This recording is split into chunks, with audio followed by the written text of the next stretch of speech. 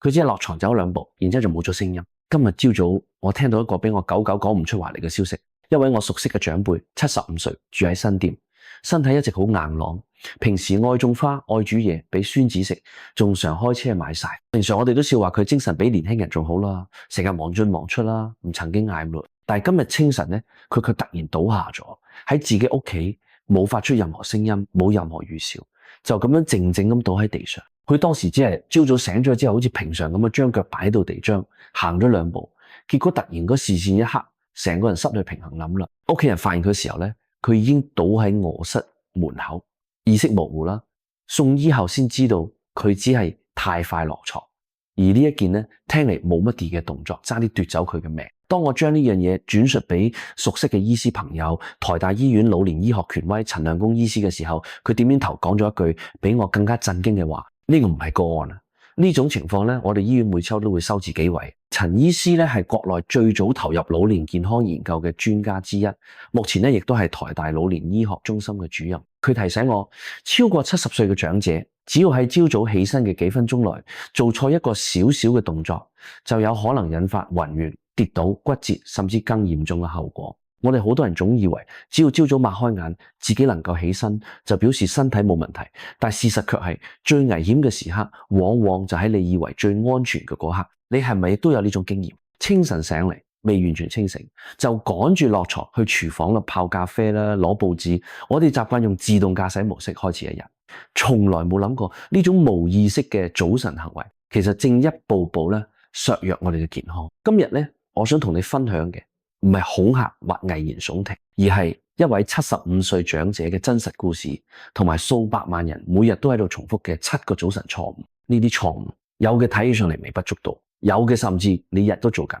但如果唔改，可能會有一點一滴咁將我哋推向失衡、病痛，甚至跌倒住院嘅嗰日。跟住落嚟，我會一一揭露呢7個錯誤，以及點樣簡單地改掉，令你每日朝早都穩穩當當地企起上，活得有尊嚴、有安全感。早晨點解變得危險？你以為冇事嘅瞬間，其實暗藏風險。好多人聽到咁樣嘅故事咧，第一反應就點可能唔係落床啫嘛？但呢個正係問題嘅關鍵。我哋每日朝早都會重複同樣嘅動作，醒翻嚟、坐起嚟、落床，開始一日嘅行程。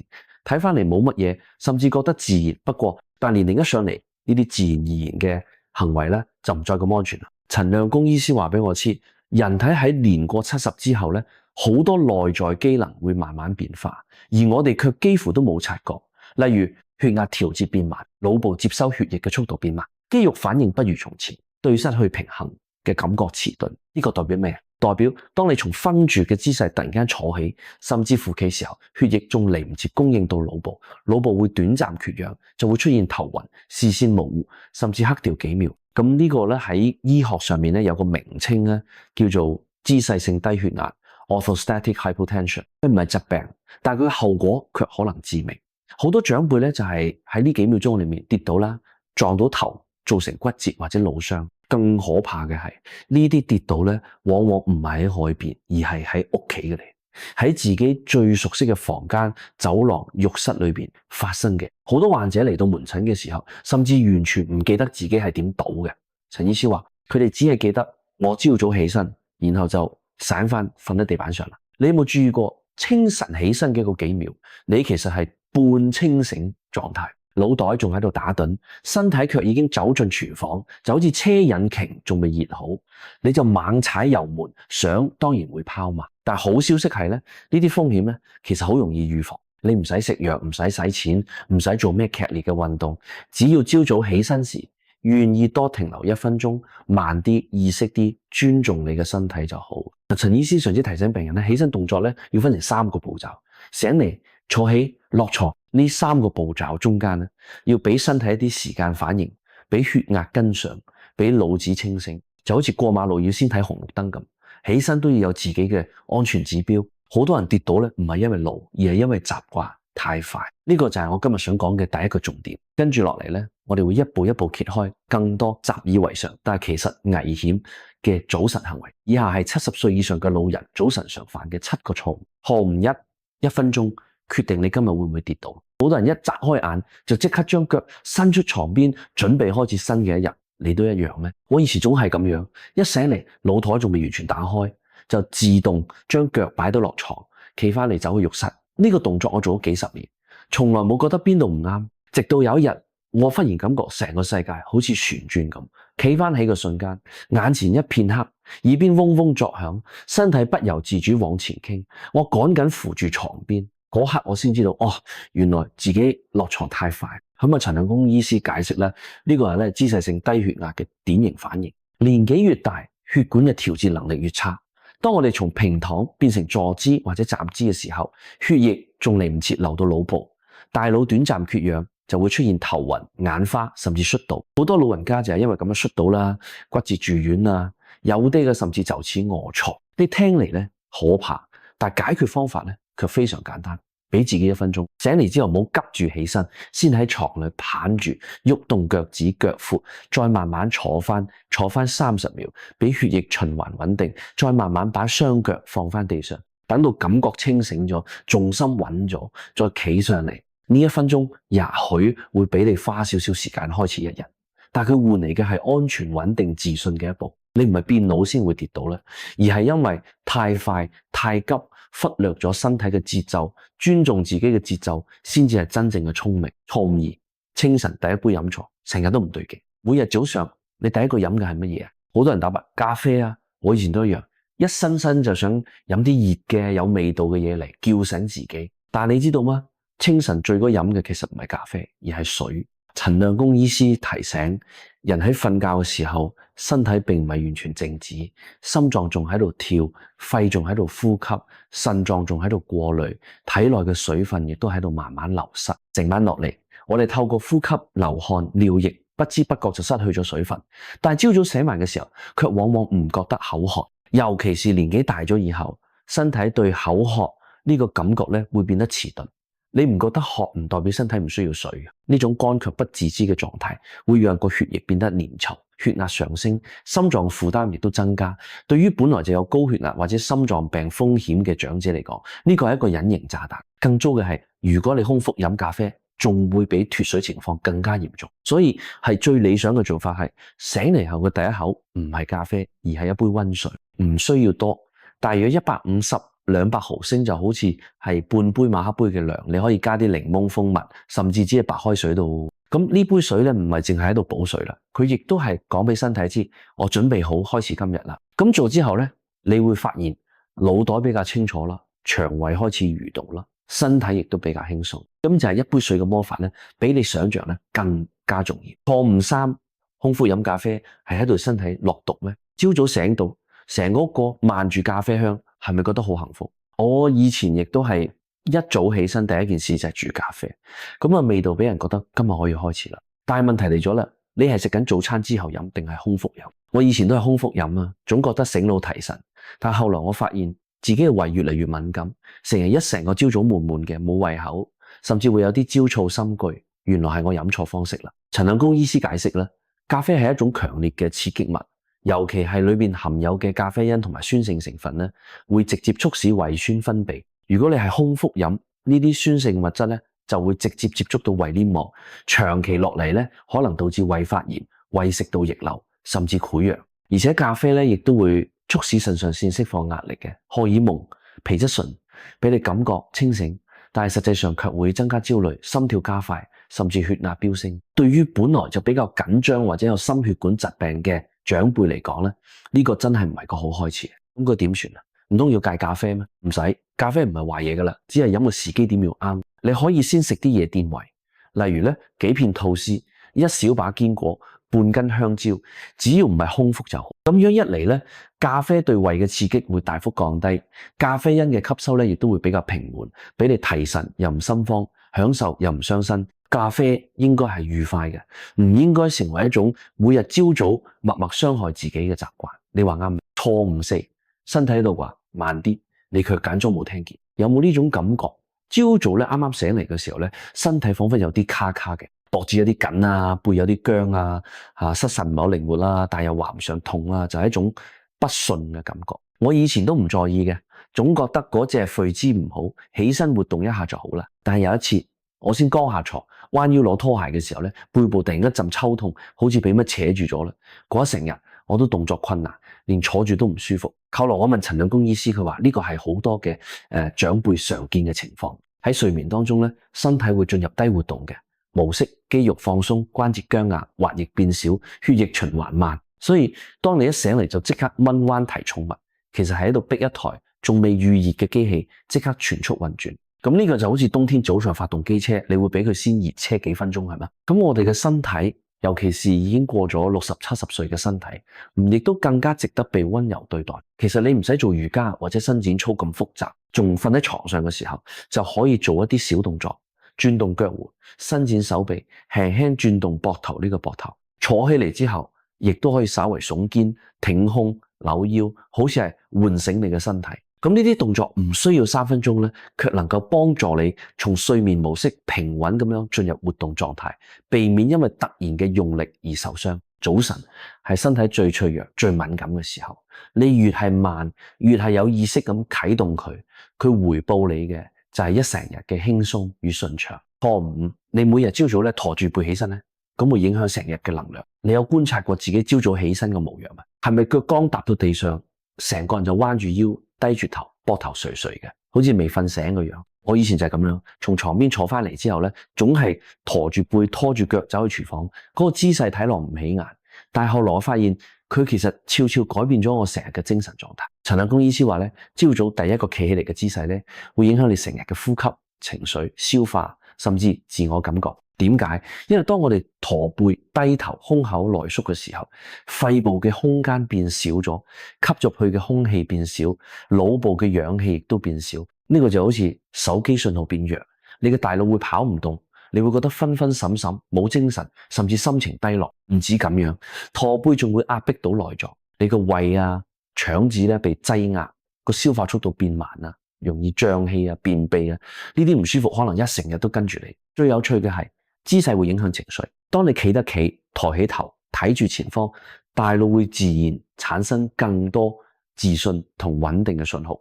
呢個唔只係心理作用，而係真實嘅生理反應。所以而家我每日朝早起嚟嘅時候，會做一件小事，坐喺床邊，雙腳踩穩，想象有一條線從尾椎一路拉到頭頂，將我輕輕往上拉。我會拉直背，放鬆膊頭，抬你下巴，然之後深呼吸，話俾自己，今日我係穩穩企起上嚟。呢個20秒嘅小動作，改變嘅唔止係姿勢，而係我對一成日嘅態度。錯誤六，你朝早起身時有感覺到你嘅雙腳咩？好多人朝早起身嗰陣，下意識咁企身起，走向廁所，從來冇注意過自己嘅雙腳。我以前亦都係，每日醒嚟就係例行公事，腳放落床，走幾步，開始一日。雙腳好似自動導航，唔需要思考。直到有一日，我企呢個時候，忽然覺得腳底好似唔見咗。唔係麻，係嗰種軟綿綿唔踏實嘅感覺。嗰一瞬間，我真係有啲慌，我先意識到，原來我早就冇真正感覺過自己嘅腳。陳亮公醫師話，年紀大咗以後，腳底嘅神經敏感度會下降，肌力亦都會流失，平衡感變差。呢啲變化嚟得好慢啊，所以大部分人根本冇察覺，直到有一日跌倒咗，先至驚覺雙腳早已不再可靠。好多人以為自己係被關倒嘅，其實根本原因係我哋忽略咗雙腳太耐啦。朝早起身咧，係重新連結雙腳最好嘅時刻。我而家每日朝早坐喺床邊嘅時候咧，會花2分鐘做啲簡單嘅喚醒腳動作，腳趾用力揸地放鬆，重複幾次，腳回左右旋轉，感覺關節嘅靈活度，雙腳輪流墊腳尖、抬腳跟，喚醒小腿肌肉。跟住我會企翻嚟，雙腳平衡住，企翻原地，閉晒眼睛10秒，感覺身體嘅重心係咪穩定？呢幾個睇似少少嘅動作咧，卻比我成日走路更穩，唔再心慌。佢就好似喺話俾我知，你已經準備好踏出呢一日嘅第一步啦。跌倒嘅風險咧，往往就藏喺朝早第一步啦。俾雙腳先醒嚟，先至唔會俾自己縮倒喺熟悉嘅屋企。錯誤7，你醒咗，但係你嘅大腦仲以為天仲未亮。你有冇咁嘅習慣？朝早醒到，房間仲係暗嘅，窗簾緊閉，燈都冇開，你靜靜咁坐翻上嚟，摸黑走去浴室，或係直到開冰箱先至打開第一盞燈。咁樣嘅早晨看似溫柔，卻可能係害你一整日疲憊、心情低落嘅關係。陳亮公醫師提醒，大腦嘅生理時鐘需要光線嚟校正。當我哋朝早冇接觸到足夠嘅自然光，大腦會以為仲未天亮，體內嘅激素好似褪黑激素繼續分泌，導致你成日都昏昏沉沉。尤其年紀越大，呢個生理時鐘越容易失調。你可能白天想瞓，夜晚瞓唔着，或係成日夜裏醒嚟幾次，白天卻點樣都打唔起精神。我以前以為呢啲字係老啦，瞓唔好，好正常。但係當我開始一早就拉開窗簾，讓陽光照入嚟，一切改變咗。唔需要陽光燦爛，就算係陰天陰影嘅自然光咧，亦都足夠讓大腦知道新嘅一日開始啦。而家我甚至係翻住嘅時候，就會先拉開窗簾，俾光線入嚟，然後深呼吸，俾身體自然甦醒。你亦都可以打開窗，走到陽台或者企喺窗邊1分鐘，俾眼睛、皮膚、腦袋都食到光。呢個習慣咧，看似簡單，卻能夠調整你嘅睡眠週期，改善情緒、專注力，甚至減少焦慮感。我哋成日話早瞓早起，精神好，但係事實上早上有光先至係關鍵。唔好俾自己每日都喺黑暗中醒翻嚟，讓光陪你一齊迎接呢一日。呢個唔止係光線，而係一種生活嘅態度。我以前咧，亦都係嗰種每日朝早匆匆忙忙嘅人，咁眼腦袋咧就開始想今日要做乜嘢，有咩待辦事項，趕快起上嚟，腳咧仲未掂到地板，心就已經喺度奔跑。但年紀越大，身體就越嚟越誠實，佢唔再默默忍受，而係用信號提醒你，朝早企起上嚟會頭暈，飲咖啡會胃痛，走幾步就覺得攰，感覺唔穩，冇精神。一開始我以為呢啲只係正常老化，直到有一次我真係差啲跌倒。嗰日朝早咧，我照慣例跳落床，結果咧一陣天旋地轉，我成個人爭啲撞到床邊嘅櫃。好彩咧，當時手仲拉得住，唔係後果難以想象。咁嗰次之後咧，我先至開始認真聽身體嘅聲音。我唔係去上啲咩課，都唔係做咩劇烈改變，只係從一件事開始。朝早醒嚟先坐1分鐘，就咁樣我開始慢慢加入每一個小調整。起身唔急，飲水代替咖啡，腳未企返嚟前先做啲小動作，姿勢抬頭挺胸，光線一入嚟就拉開窗簾。啱開始仲有啲唔習慣，總覺得會唔會太慢啦，浪費時間啦。但我發現呢幾分鐘嘅慢，換嚟嘅卻係成日嘅穩。我個頭比較清楚啦，行路唔再慌張，胃口都變好咗，夜晚都比較好瞓。甚至我發現心情亦都比較穩定咧，唔會一早就緊張啊、心煩急躁啊，成個人仲係被重新調整頻率咁。後來我先識，咁身體其實一路都喺度努力陪我走，只係我從來冇俾佢足夠嘅關注。當我願意放慢腳步，身體亦都用一種平穩嚟回應我。呢啲嘅調整唔需要你變成邊個，亦都唔需要你做乜了不起嘅事情，你只需要喺一個清晨對自己講句嘢：我願意從今日開始對自己好啲。當我哋選擇慢，亦都係喺度選擇更強壯、更清醒嘅自己。有啲人可能會諗：我只係落床飲杯咖啡，拉開窗簾，真係咁緊要咩？但係如果你唔想諗下，我哋每一日係從邊度開始嘅？答案係從早晨，而早晨嘅第一步咧，成日就決定咗成日嘅節奏。你係用急速迷糊自動駕駛開始，定係用意識穩定溫柔啟動？年輕嘅時候，我哋可以衝，可以拼，朝早跳落床，冇食早餐，直接出門，亦都唔覺得有乜大不了。但係當我哋走過幾十年，身體開始累積少少嘅信號，先至會發現真正嘅力量來自於節制與察覺。陳亮公醫師曾經講過一句我好中意嘅話：年紀大唔係變脆弱，而係變得需要更聰明咁使用身體。我哋冇辦法阻止歲月流逝，但我哋可以選擇點樣同自己嘅身體同行，係忽略催促佢，定係傾聽支持佢。呢個選擇會決定你未來嘅每一日係輕盈定係食力。咁所以咧，我想邀請你，好，聽日朝早開始試住做出一啲小改變。下床前咧，停留1分鐘，讓血壓有機會穩定，擘開眼就飲幾口水，俾身體知道你關心佢。冇空腹飲咖啡，俾胃少少保護，輕輕動一動腳、膊頭，喚醒每一寸肌肉。把窗簾拉開，俾光線話俾你知，新嘅一日到咗。呢啲動作看似微小，卻係你俾自己嘅保護罩。你唔需要成為更年輕嘅自己，而係成為一個更穩、更清醒、更被自己尊重嘅自己。我相信你唔係為咗人哋改變呢啲，而係為咗自己，為咗能繼續走得穩、走得長久，為咗喺每一個早晨都仲能夠有選擇嘅自由。如果你睇到呢度，我要對你講一聲多謝，唔該晒你俾自己一個機會。也許只係幾分鐘，但係呢個可能會係嚟緊5年、10年最重要嘅幾分鐘。請把呢啲信息分享俾你關心你嘅家人朋友，尤其是嗰啲70歲以上嘅長輩，佢哋可能一句話亦冇講出口，但係佢哋嘅身體早就默默喺度提醒佢哋，我哋需要一啲唔同。Why？俾我哋一齊用正確嘅方式開始每一個清晨，唔係倉促，唔係忽略，而係覺察穩定、尊重。咁呢個就係我想俾你嘅信息㗎嘛。你可以選擇更健康嘅老去，而呢一切從朝早嗰分鐘開始。